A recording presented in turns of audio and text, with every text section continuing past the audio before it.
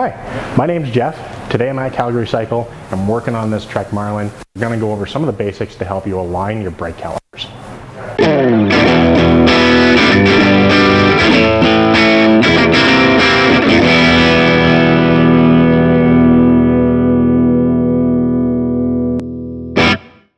Okay, so working on brake calipers, not as difficult as a lot of people think. So got a little bit of rub, easy to take care of. First thing I like to do, take my wheel out, check my brake pads, basically just a visual inspection first, make sure you have enough pad left, check whether you need to actually replace them or not. So I'm going to grab a pad spreader. For those of you at home, a plastic tire lever, really the safest thing to use. We here use Junior's tools for brake pads. All you're doing is just trying to spread them, resetting the pistons. So once your pads are completely reset, you can start over.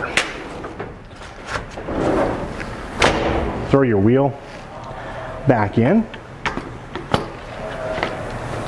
Make sure she's in level. Make sure your quick release is tight.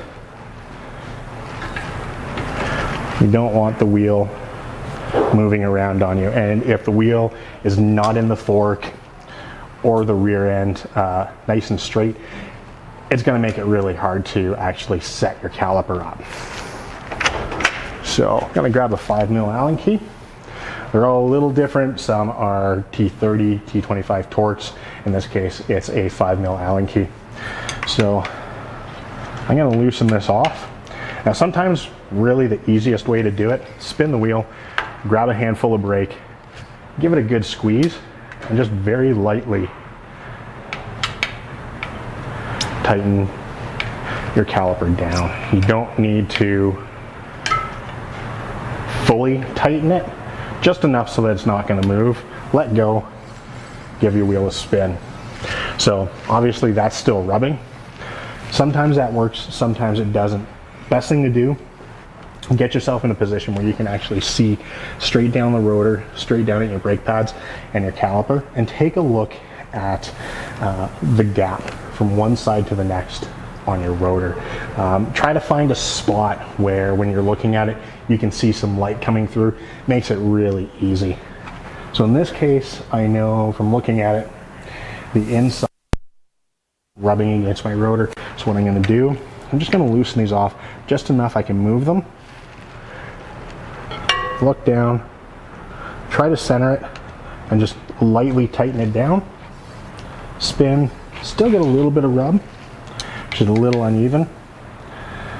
So you can also look at it from the bottom side. You can usually see a little bit of the brake pad and some light.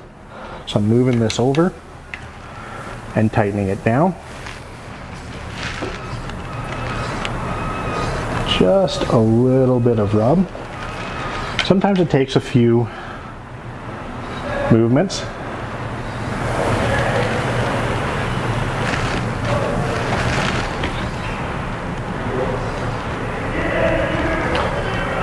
And in this case, if you have a slightly warped rotor, you can grab a tool for bending that. So we've got rotor straightening tools. You can do this a couple ways. If you don't have one of these tools, make sure your hands are clean because you don't want to get contaminant on the rotor. You can use your finger and just lightly flex. So what you're going to do, you're going to look and listen for where it's rubbing. Mark the spot with your finger. Throw your straightener on, and just a little bit. You don't need much. Starting to go away. So you basically keep doing that until it goes away. It is normal for rotors to be warped, whether they're new, used, just new, sometimes from packaging, shipping, used. Could have been bumped on a vehicle. Could just be from some of the heat that it endures throughout riding. So now we're good.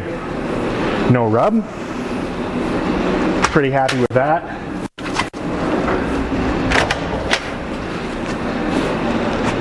Stop that. And we'll make sure everything is nice and cinched down.